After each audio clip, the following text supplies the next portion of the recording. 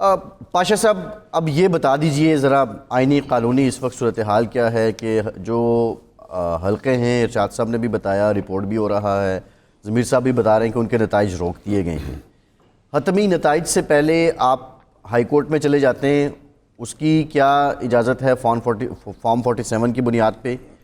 اور یہ حتمی نتائج جتنی اس میں تاخیر ہو رہی ہے، کتنا ٹائم ہے الیکشن کمیشن کے پاس میکسیمم کہ وہ حتمی نتائج دے دے آئین اور قانون کے مطابق؟ بسم اللہ الرحمن الرحیم۔ جہاں تک تو اس چیز کا تعلق ہے کہ حتمی نتائج ابھی تک کمپلیٹ نہیں ہوئے، کچھ 2-4 اسٹیشن ابھی رہتے ہیں، وہ تو اپنی جگہ پہ ایک تلخ حقیقت ہے، اس کو ہم نظر انداز نہیں کر سکتے۔ جو رات 2 بجے اعلان ہونے تھے وہ ابھی تک اعلان نہیں ہوئے۔ اسپیشل سرکمسٹینسز کی بنیاد پہ اگر یہ کہا جائے جی کہ بلوچستان کے حلقے ہیں، تو بلوچستان کے وہ بھی حلقے موجود ہیں جن کا پہلے دن ہی اناؤنس ہو گیا تھا، اور وہ سارے اسی طرح دشوار گزار اور پہاڑی راستے اور ایریاز ہیں جہاں سے اناؤنس ہو گئے تھے۔ بہرحال جو اس وقت جو ہائی کورٹس میں چیلنج کرنے والی بات ہے تو فوری ریلیف کے لیے ضرور گئے ہیں، لیکن جو ہمیں نظر آ رہا ہے کہ کل الیکشن کمیشن آف پاکستان باضابطہ خط لکھ رہا ہے چیف جسٹس صاحبان کو کہ آپ ٹریبیونل کا اناؤنس کر دیں، اور جب ٹریبیونلز کا اناؤنسمنٹ ہو جانی ہے وہ موسٹ پروبیبلی 3 اور 4 ڈیز کے اندر اندر ہو جانی ہے۔ تو پھر اگر وہ پینڈنگ بھی ہیں ہائی کورٹ میں تو میرا تو یہ خیال ہے کہ وہ واپس ٹریبیونلز کو بھیج دیے جائیں گے، اور پھر کوئی اور راستہ نہ تو الیکشن کمیشن کے پاس، نہ آر او کے پاس، اور نہ ہی ہائی کورٹ کے پاس رہے گا، اور الیکشن ٹریبیونلز ہی ان الیکشن پٹیشن کو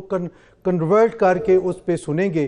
چونکہ ایک چیز سارے بات کر رہے ہیں کہ فارم 45 جو ہے ان کے مطابق فارم 47 نہیں ہے، یہ بالکل اعتراض سننے میں آ رہا ہے۔ ایک جیتنے والے امیدوار سے میری بات ہوئی ہے تو انہوں نے کہا ہے کہ میرے پاس بھی فارم 45 سارے موجود ہیں، اور اب ہارنے والا بھی کہہ رہا ہے کہ میرے پاس موجود ہے، جیتنے والا بھی کہہ رہا ہے۔ تو میرا خیال نہیں ہے کہ ہائی کورٹ کے جو جج صاحبان ہیں وہ تھریش آؤٹ کر سکیں یا اس کی ایویڈنس کلیکٹ کریں، اور لا محالہ طور پہ سب کو جانا پڑے گا الیکشن ٹریبیونلز کے پاس، اور الیکشن ٹریبیونلز نے 4 مہینے کے اندر اندر فیصلہ کرنا ہے الیکشن اپیلز کا۔ تو یہ ہے صورتحال جو اس وقت نظر آ رہی ہے۔ وقتی طور پہ سٹے ہوئے ہیں کچھ حلقے، لیکن اگر ٹریبیونلز بن جائیں گے تو ہائی کورٹ معاملات اسی کو ریفر کر دیں گی، کیونکہ ہائی کورٹ کے ججز پر مشتمل الیکشن ٹریبیونلز ایک اور بھی ہے نکتہ کہ جو عدالتی فیصلے کی وجہ سے نتائج سٹے ہوئے ہیں کہ عدالت فیصلے کا الیکشن کمیشن فیصلے کا اعلان نہ کرے، تو کیا جن حلقوں پہ الیکشن ہوئے ان میں سے اگر اس بیس پہ کسی کے نتائج نہیں دیتا الیکشن کمیشن تو ہاؤس مکمل ہو پائے گا، حلف برداری ہوگی، اگلا عمل شروع ہوگا؟ یہ سوال ہے۔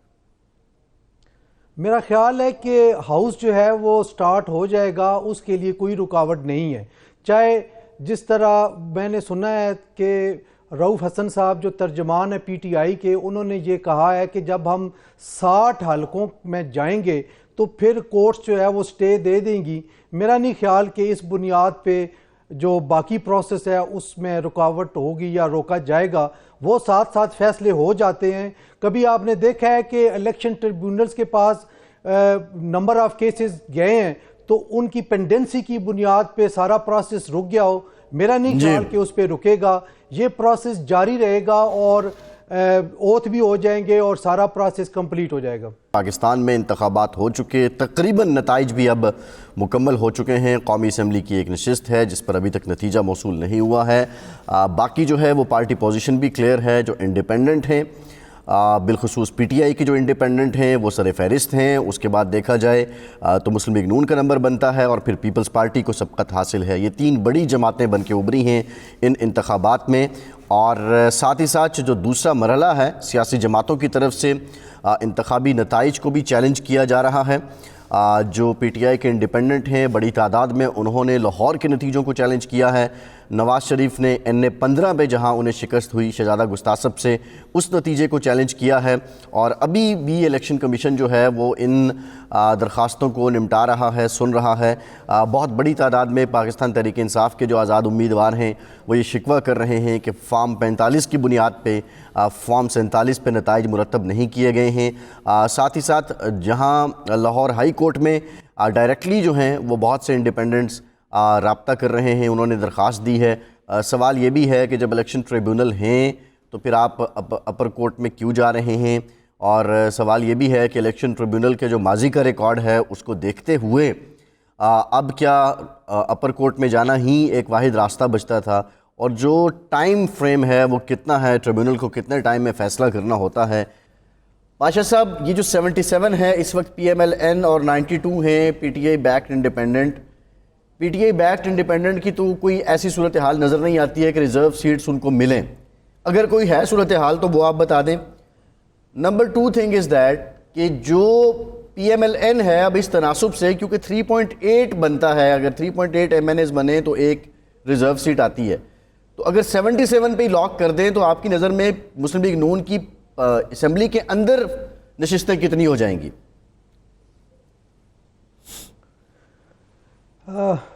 فیصل صاحب، ایک بات بڑی یقینی اب نظر آ رہی ہے کہ جن لوگوں نے یا جن امیدواران نے جو PTI بیکڈ امیدوار آزاد امیدوار ہیں، مجھے نہیں لگ رہا کہ ان میں سے کوئی کسی اور پارٹی میں جائے، نون میں یا پیپلز پارٹی میں۔ جتنے مشکل حالات میں وہ الیکشن کے لیے آئے، لڑے، اور جن حالات میں انہوں نے کمپین کی اور پھر عوام نے ان کو مینڈیٹ دیا، تو مجھے نہیں لگتا کہ ان میں سے کوئی کسی پارٹی دیگر کو وہ جوائن کرے۔ کوئی اکا دکا ہوگا تو ادروائز نظر نہیں آ رہا۔ جو آزاد ممبران مسلم لیگ نون کو جنہوں نے جوائن کیا ہے وہ آزاد ہے جن کو ارشاد عارف صاحب نے ایک ٹرم یوز کی، ان میں سے وہ گئے ہیں، اور وہ PTI کے حمایت یافتہ نہیں تھے۔ یہ تو ایک بات بڑی کلیئر آ گئی ہے۔ دوسری بات، کچھ PTI کے جو دوست ہیں وہ ابھی تک اس خوش فہمی میں کہوں گا کہ وہ ہیں کہ شاید وہ